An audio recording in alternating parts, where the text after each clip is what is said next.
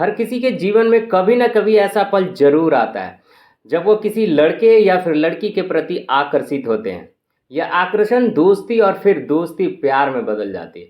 अगर दोस्ती और प्यार अपनी मर्यादा में रहे तो अपने मुकाम तक पहुंच जाते हैं, लेकिन अगर इसमें मर्यादाओं का ध्यान न रखा जाए तो यह एक क्राइम का रूप ले लेता है। आज मैं जिस केस के बारे में आपसे बात करने वाला हूँ, इस केस में भी कुछ ऐसा ही होता है। यह कहानी है कर्नाटका के मेलुकोट्टी में रहने वाली 28 साल की महिला टीचर की, जो अपने पति लोकेश और 8 साल के बेटे के साथ मेलुकोट्टी के पास एक गांव में रहती है। 28 साल की दीपिका गौड़ रोज अपनी स्कूटी से पहले मेलुकोट्टी के बस स्टैंड और उसके बाद वह बस लेकर अपने स्कूल जाया करती थी। हर सुबह 7 बजे वो अपने घर से निकलती और शाम को तकरीबन 5:30 से 6 बजे तक वो घर वापस आ जाया करती थी। लेकिन 20 जनवरी 2024 को यह सुबह घर से 7 बजे निकलती तो जरूर है, लेकिन शाम को 7 और 8 बजे के आसपास घर वापस नहीं आती है। उसके पति लोकेश को फिक्र होती है तो वह बार बार दीपिका को फ़ोन कॉल करते हैं, लेकिन उसका मोबाइल रीचेबल नहीं था। अब परेशान होकर लोकेश पुलिस स्टेशन जाता है और इस बात की रिपोर्ट पुलिस को करता है। पुलिस भी अपनी इन्वेस्टिगेशन स्टार्ट कर देती है, लेकिन पूरी रात इन्वेस्टिगेशन करने के बाद भी दीपिका के बारे में कुछ भी पता नहीं चल रहा था। तो यहाँ पर यह सवाल उठ रहा था कि एक छोटे से गांव में रहने वाली 28 साल की महिला टीचर आखिर गायब कहाँ हो गई। उसका मोबाइल क्यों नहीं लग रहा था और क्या उसके साथ कुछ हुआ ऐसा जो बहुत ही भयानक होने वाला था। तो चलिए आज के इस वीडियो में इस केस के पीछे की पूरी सच्चाई जानने की कोशिश करते हैं। नमस्कार दोस्तों, दिल से स्वागत है आपका फिर से एक नई और सच्ची क्राइम स्टोरी में। दोस्तों, यह वीडियो आप तक लाने का उद्देश्य किसी का दिल दुखाना या परेशान करना नहीं, बल्कि आपको सचेत और जागरूक करना है। दीपिका गौड़ा 28 साल की महिला टीचर थी और साथ ही वह एक इंस्टाग्राम इन्फ्लुएंसर भी थी। इसलिए वह रेगुलरली इंस्टाग्राम पर रील्स अपलोड किया करती थी, क्योंकि यह दिखने में बहुत खूबसूरत थी और अच्छी खासी एक्टिंग भी कर लेती थी। तो इंस्टाग्राम पर अच्छा खासा रिस्पांस भी मिलता था। जैसा कि हमने आपको यह बताया कि वह एक टीचर थी, तो वह स्कूल तो गई थी, लेकिन वह 20 नवंबर को वापस नहीं आए। इसके बाद इसके हस्बैंड लोकेश ने पुलिस में रिपोर्ट की और पुलिस ने इन्वेस्टिगेशन स्टार्ट कर दिया। सुबह जब पुलिस इस केस को इन्वेस्टिगेट कर रही थी तो उन्हें इस महिला की स्कूटी मिल जाती है, जो कि योग नरसिंहा स्वामी हिल एक मंदिर के पास खड़ी थी। वो स्कूटी तो मिल गई थी, लेकिन दीपिका गौड़ का अभी भी कुछ भी पता नहीं चला था। पुलिस सबसे पहले उसके मोबाइल को ट्रैक करने की कोशिश करते हैं, लेकिन उसमें सफलता नहीं मिलती है। लास्ट टाइम दीपिका की लोकेशन इसी मंदिर के पास की थी।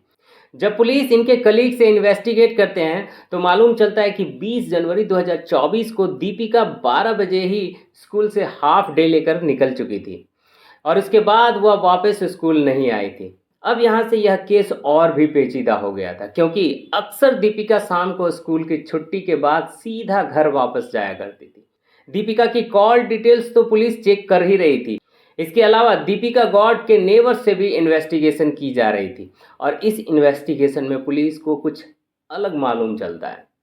पता यह चलता है कि 2 दिन पहले दीपिका गौड़ की अपने हस्बैंड लोकेश के साथ बहुत भयंकर लड़ाई हुई थी, जिसकी आवाज़ पड़ोसियों ने भी सुनी थी। और इसी के आधार पर पुलिस सबसे पहले दीपिका के हस्बैंड लोकेश से पूछताछ करते हैं, जिसमें लोकेश पुलिस को बताता है कि 2 दिन पहले उनकी अपनी पत्नी से लड़ाई हुई थी, जिसका कारण था कि एक 21 साल का लड़का जो उन्हीं के गांव में रहता है। जैसा कि मैंने आपको बताया था कि दीपिका गौड़ बहुत ही सुंदर थी और इंस्टाग्राम भी बनाया करती थी, और इसी रील्स को बनाने में उसकी मदद करता था उन्हीं का एक स्टूडेंट नीतीश। इस लड़के की उम्र 21 साल थी और वह अक्सर दीपिका को इंस्टाग्राम रील्स बनाने में मदद करता था, और इस बात से लोकेश को कोई प्रॉब्लम नहीं था, क्योंकि नीतीश दीपिका को सिस्टर कहकर पुकारता था। लेकिन पड़ोसियों को इस बात पर आपत्ति थी और यह बातें लोकेश के सुनने में आई कि पड़ोसियों का दीपिका और नीतीश के बारे में कुछ गलत बातें हो रही है, और इसीलिए दीपिका और लोकेश के बीच 2 दिन पहले बहुत भयंकर झगड़ा हुआ था, जिसके बाद दीपिका ने नीतीश को अपने इंस्टाग्राम, व्हाट्सएप और सभी सोशल मीडिया प्लेटफॉर्म पर ब्लॉक कर देती है और आगे बात ना करने की कसम भी खाई थी। अब इन सारी बातों को जानने के बाद पुलिस का शक नीतीश की ओर चला जाता है, जो कि दीपिका की रील्स बनाने में मदद करता था।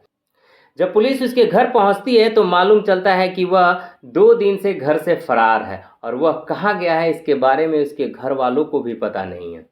यहाँ से पुलिस का शक और भी बढ़ जाता है और जब पुलिस दीपिका के फ़ोन को इन्वेस्टिगेट कर रही थी तो उसकी डिटेल जब निकाली जाती है तो मालूम चलता है कि 20 जनवरी 2024 को दीपिका ने आखिरी बार नीतीश से ही बात की थी और यहाँ से पुलिस का शक और भी गहरा हो जाता है नीतीश की ओर। अब पुलिस नीतीश को ढूंढना स्टार्ट कर देती है, उसके मोबाइल नंबर को ट्रैकिंग पर लगाया जाता है और उसको ढूंढने की पूरी कोशिश की जाती है। 3 दिनों की कड़ी मशक्कत के बाद नीतीश का लोकेशन पुलिस को मिल जाती है और वह नीतीश को अरेस्ट कर लेती है। नीतीश तो पहले कुछ भी बताने को तैयार नहीं था, लेकिन जब पुलिस उसे कहती है लास्ट टाइम दीपिका ने उसी से बात की थी और उसके बाद वह गायब हो गई है, तो तुम्हें ही बताना होगा कि आखिर वह कहाँ है। और जब पुलिस अपने तरीके से इन्वेस्टिगेशन स्टार्ट करती है तो नीतीश मुंह खोल देता है। वो पुलिस को बताता है कि 2 दिन से दीपिका गौड़ उससे बात नहीं कर रही थी।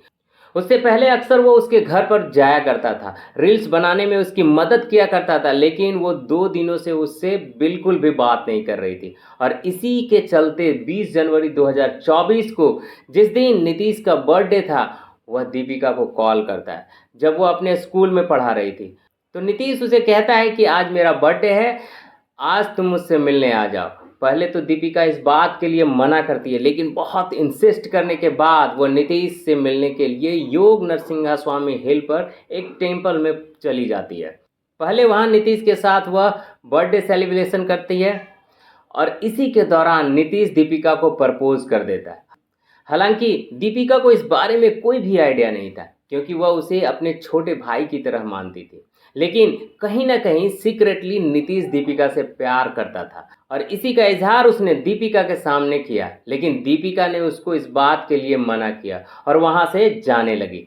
जब वो वहां से जा रही थी तो नीतीश उसके साथ जबरदस्ती करने की कोशिश करता है और जब वह इस बात का विरोध करती है तो नीतीश उसी के पल्लू से उसका गला दबाकर उसकी हत्या कर देता है। उसके बाद नीतीश ने पहले से ही वहां पर एक गड्ढा खोद कर रखा हुआ था और उसी गड्ढे में दीपिका को दफना दिया जाता है। यानी कि जो गड्ढा नीतीश ने पहले से खोदा था उसका सीधा सा मतलब यह था कि उसने पहले से ही यह प्लान बना कर रखा था कि दीपिका अगर हाँ करेगी तब तो ठीक है, अदरवाइज वो उसको वहीं पर मार देगा, क्योंकि नीतीश नहीं चाहता था कि इस बात के बारे में किसी और को भी भनक लगे। तो जैसा कि मैंने आपको वीडियो के शुरुआत में ही बताया था कि प्यार अगर मर्यादा में किया जाए तभी वह अपने मुकाम तक पहुंचता है। यहाँ पर नीतीश ने अपनी मर्यादा लांघते हुए अपनी उम्र से तकरीबन 7 साल बड़ी लड़की से प्यार किया, जो शादीशुदा थी और जिसका एक 8 साल का बेटा भी था, लेकिन यह रिश्ता कभी चलने वाला नहीं था और इसीलिए नीतीश ने दीपिका गौड़ की बेरहमी से हत्या कर दी। नीतीश को अरेस्ट करके एविडेंस जुटाए जा रहे हैं और इस केस की इन्वेस्टिगेशन अभी भी चल रही है, लेकिन इस कहानी ने फिर से एक बार यह बात साफ कर दी कि प्यार को मर्यादा में रखकर ही किया जाए तो बेहतर होगा। इस कहानी के बारे में आपकी क्या राय है कमेंट में ज़रूर दीजिएगा। आज का वीडियो बस यहीं तक, मिलते हैं हम लोग नेक्स्ट वीडियो में एक नई और सच्ची क्राइम स्टोरी के साथ। तब तक के लिए आप अपने और अपने परिवार का ख्याल रखें। यह वीडियो देखने के लिए बहुत बहुत धन्यवाद। जय हिंद।